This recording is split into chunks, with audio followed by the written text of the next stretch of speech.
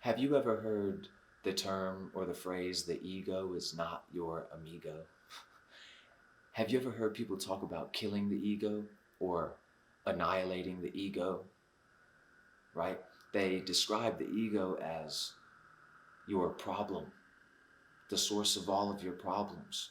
The ego is why you suffer, right? And you hear people say, oh, so and so's got a big ego, right? Like the ego is such a bad guy, it's been villainized, right?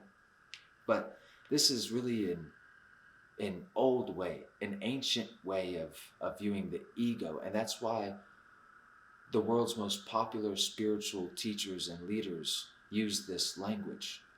And they say things like to kill the ego.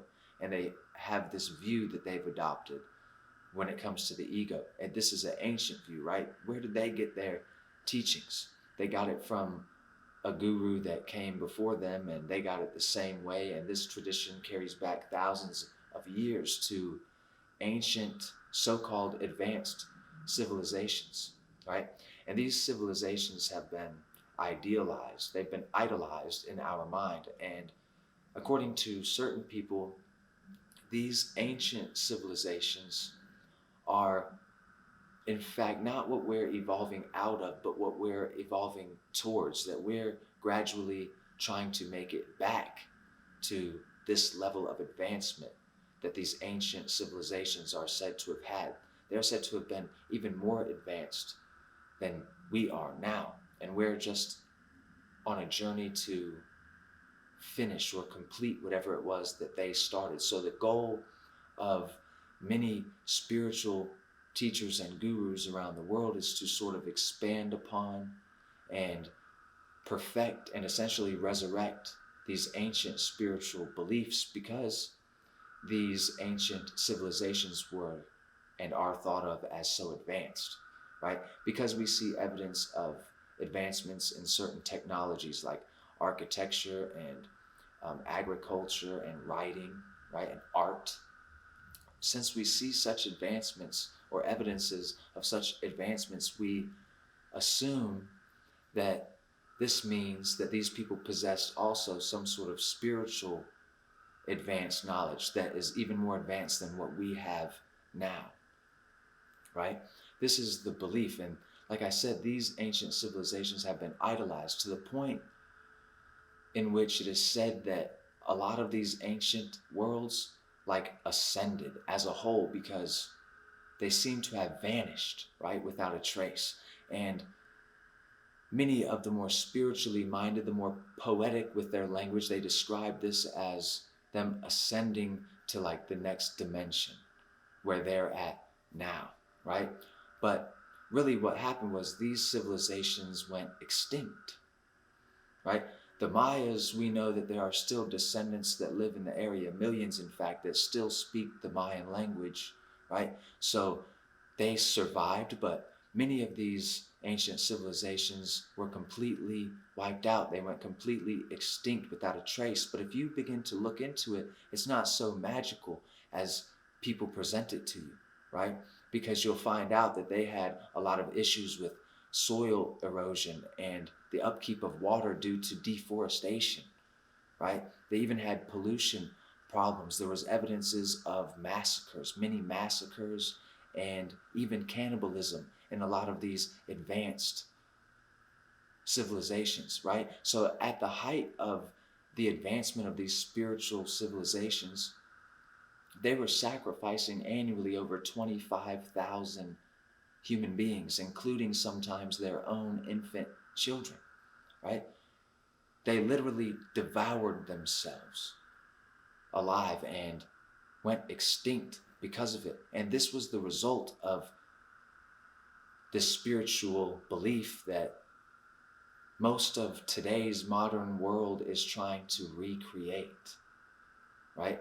And perhaps they just don't understand, or they have given into the amazement, right? They've given into the appearance of things. Sometimes when you pick up a sacred scriptural text, it's magical when you read it. It's beautiful, right? But perhaps it's only the appearance of beauty. But in the end, right, It will lead to you devouring yourself for a want of not being human.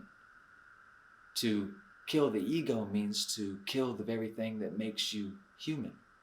So these ancient civilizations wanted this so bad that they ceased to exist at all, right? They cannibalized themselves. And this is what we seek to emulate at the highest levels of our goals and aspirations as a society, as a planet, really, right? To grow in this particular spiritual direction. And this is all summed up in this idea of killing the ego, because in the more modern sense, we're beginning to understand the ego using a different language, right? We're expressing what we've learned about the ego differently. And we're relating to the ego as if it is a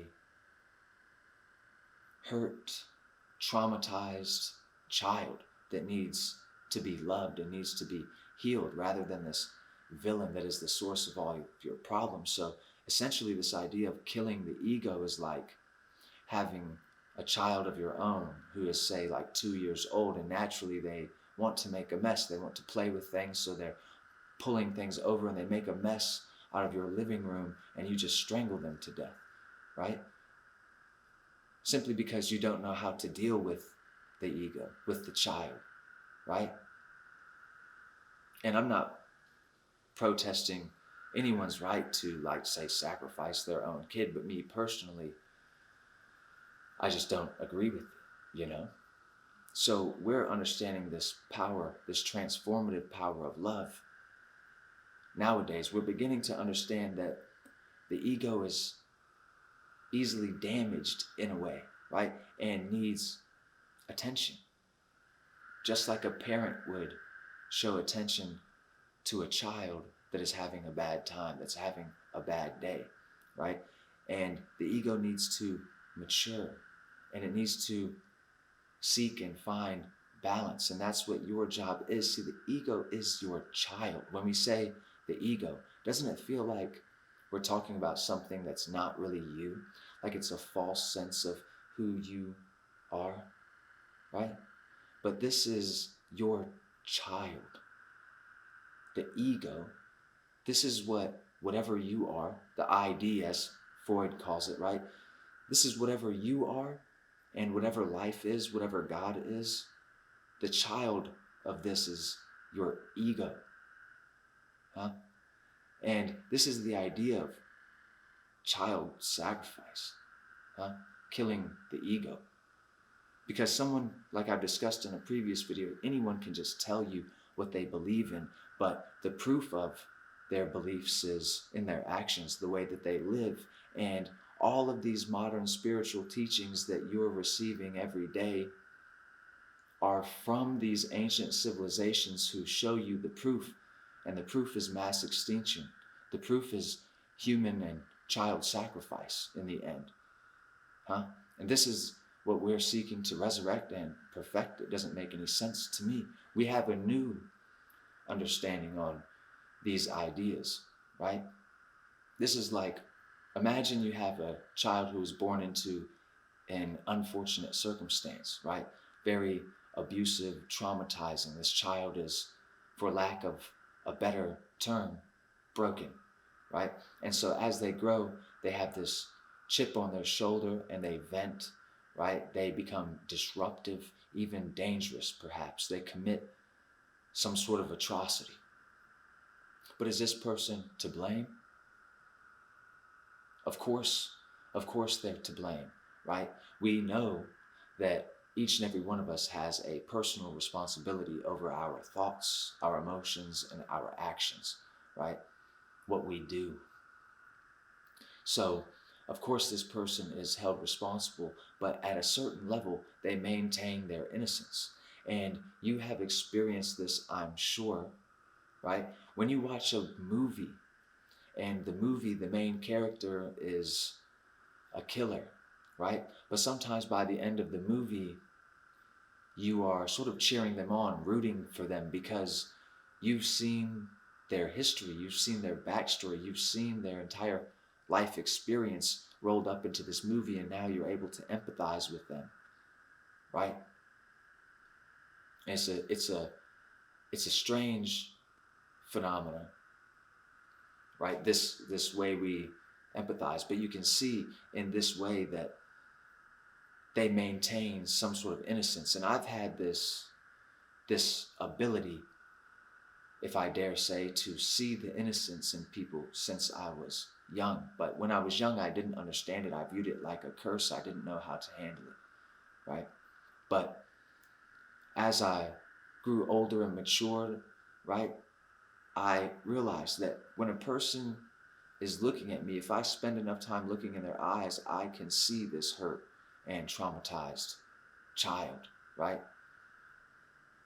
And this is the ego, right? This hurt, traumatized, neglected, essentially neglected child called the ego is what you would say the source of your problems is. But what is happening is, you could say the bad thing is the mess that is created, right? The bad thing is the mess that the 2-year-old created in your living room.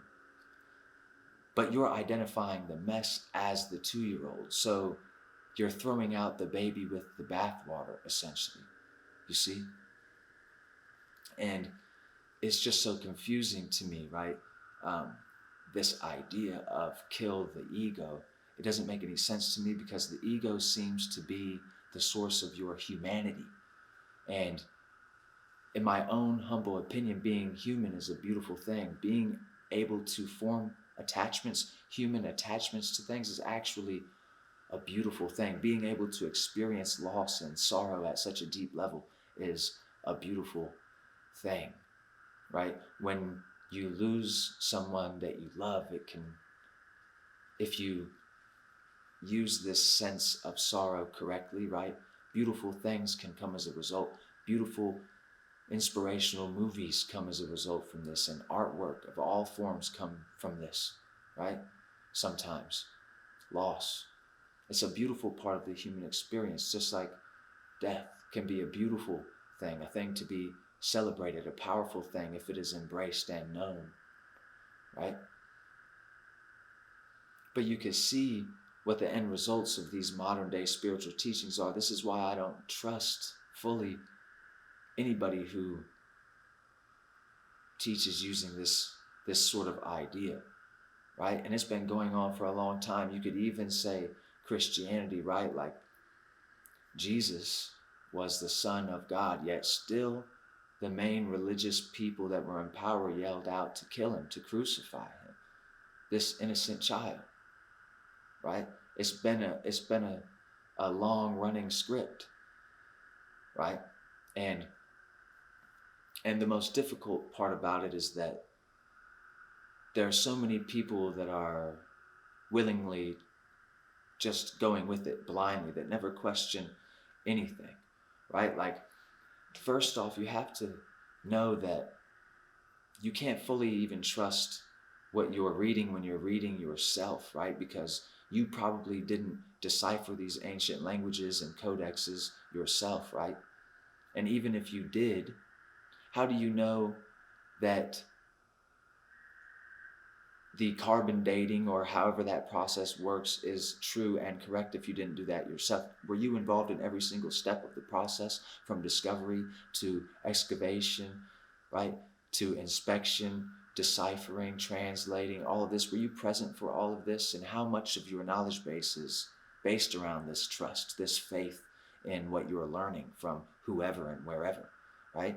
Essentially, you have to bring it to your own personal experience. And just me, it doesn't seem right to say kill the ego, right? The way that I understand the ego as working, this mechanism, right?